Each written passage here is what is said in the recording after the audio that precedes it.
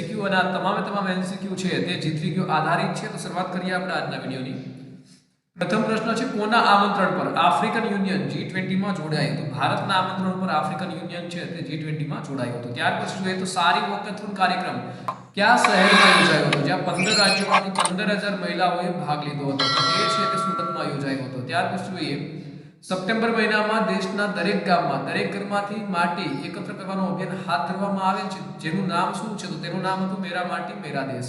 ત્યાર પછી જોઈએ તો તેલુગુ દિવસની ઉજવણી ક્યારે કરવામાં આવે છે? તો તેની ઉજવણી છે તે 29 ઓગસ્ટના રોજ કરવામાં આવે છે। નેક્સ્ટ જોઈએ તો પ્રથમ 10 એકી સંખ્યાઓનો સરવાળો કેટલો થશે? તો પ્રથમ 10 એકી એટલે કે 1 3 5 7 તો તેનો સરવાળો થશે 100। ત્યાર પછી જોઈએ I2 U2 કેટલા દેશોની ભાગીદારી છે? તો તે 4 દેશોની ભાગીદારી છે। I2 એટલે કે I ડબલ વખત તો ભારત અને ઇઝરાયલ એટલે કે ઇન્ડિયા અને ઇઝરાયલ અને U2 એટલે કે સંયુક્ત આરબ અમીરાત UAE અને યુનાઇટેડ સ્ટેટ્સ।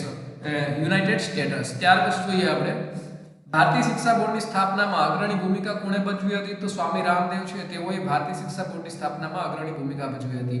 વેમનાથ તળાવનું બીજું નામ શું છે? તો તેનું બીજું નામ છે કોચી તળાવ। નેક્સ્ટ જોઈએ તો આપેલ શ્રેણીમાં પ્રશ્ન ચિહ્ન સ્થાન પર આવતો ઘટક શોધો। ACD TEF UGH અને ત્યારબાદ પ્રશ્ન આધારે WKL તો તેનો જવાબ આવશે VIJ। નેક્સ્ટ જોઈએ તો કયા યંત્ર દ્વારા રુધિરનું દબાણ કે રુધિરદાબ માપવામાં આવે છે? તો તે માપવામાં આવે છે સ્ફિગ્મોમેનોમીટર દ્વારા। ત્યાર પછી જોઈએ તો અંગ્રેજી के पारिभाषिक शब्द इन्वेस्टमेंट का हिंदी पारिभाषिक रूप बताइए। तो पारिभाषिक रूप से हिंदी निवेश।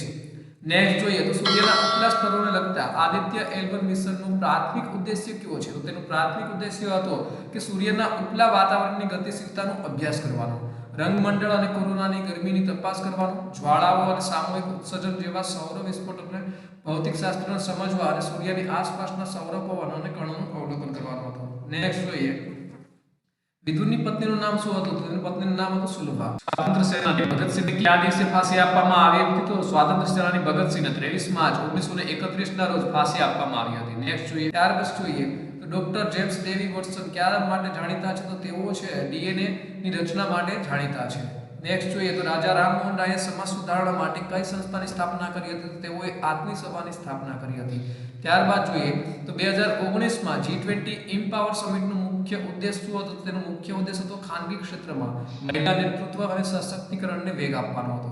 અમદાવાદ મેટ્રો રેલ પ્રોજેક્ટમાં કેટલા રેલવે સ્ટેશનો ભૂગર્ભ રેલવે સ્ટેશન છે? તો કુલ એમાં છે 32 રેલવે સ્ટેશનો। નેક્સ્ટ જોઈએ આપણે તો મદનલાલ ધીંગરાનો જન્મ કયા શહેરમાં થયો હતો? તો તેનો જન્મ થયો હતો અમૃતસરમાં। 23મી ડિસેમ્બર 1912 ના રોજ વાઇસરોય લોર્ડ હોર્ડિંગ શોભાયાત્રા પર કોણે બોમ્બ ફેંક્યો હતો? તો આ જે બોમ્બ છે તે રાજબિહારી ઘોષ દ્વારા ફેંકવામાં આવ્યો હતો। નેક્સ્ટ જોઈએ તો અર્જુનના સુપ્રસિદ્ધ ધનુષ્યનું નામ શું હતું? તેનું નામ હતું ગાંડીવ। નેક્સ્ટ જોઈએ તો લાલા લજપત રાયે શરૂ કરેલ સાપ્તાહિક કયું હતું? તો તેઓના દ્વારા બે સાપ્તાહિક, એક ઉર્દુ સાપ્તાહિક વંદે માતરમ અને અંગ્રેજી સાપ્તાહિક ધ પીપલ છે તે પ્રકાશિત કર્યું હતું। નેક્સ્ટ જોઈએ આપણે તો અર્જુનનો જન્મ કયા દેવતાની કૃપાથી થયો હતો? જન્મ છે તે ઇન્દ્રદેવની કૃપાથી થયો હતો। નેક્સ્ટ જોઈએ તો કર્ણના મૃત્યુનો ઉલ્લેખ મહાભારતના કયા પર્વમાં આવે છે? તો તેનો ઉલ્લેખ આવે છે શાંતિ પર્વમાં।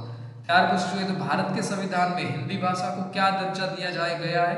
तो તેને હિન્દી ભાષાને રાજભાષા તરીકે દરજ્જો છે તે આપવામાં આવ્યો હતો અને ભારતીય બંધારણની કલમ 343 1 મુજબ। ત્યાર પછી જોઈએ તો અનુચ્છેદ 351 किस भाषा के प्रकारों और विकास के निर्देश है? तो તે હિન્દી ભાષાના પ્રકારો અને વિકાસ કે નિર્દેશ છે। ત્યાર પછી જોઈએ તો નેશનલ બાયોડીઝલ ડે ની ઉજવણી ક્યારે થાય છે? તો તેની ઉજવણી થાય છે 10 ઓગસ્ટના દિવસે। ભારતીય બંધારણના કયા ભાગમાં સંસદની કાર્યરીતિના નિયમો છે? તો તે છે કલમ 79 અને 122 અને ભાગ 5 માં। નેક્સ્ટ જોઈએ આપણે તો 19મી એશિયન ગેમ્સ 2023 માં ગોલ્ડ મેડલ જીતનારી અદિતિ સ્વામી કઈ રમત સાથે સંકળાયેલ છે? તો તેઓ તીરંદાજી સાથે સંકળાયેલા છે। ભારતીય રેલવે સ્ટેશનના પુનઃ વિકાસ અને કાયાકલ્પ માટે ભારત સરકારની કઈ યોજના જવાબદાર છે? તો અમૃત ભારત સ્ટેશન છે તે જવાબદાર છે। આ સાથે આજનો વિડિયો છે તે પૂર્ણ થાય છે। ફરી મળીશું બીજા નવા વિડિયોમાં। ત્યાં સુધી રજા આપશો। નમસ્કાર।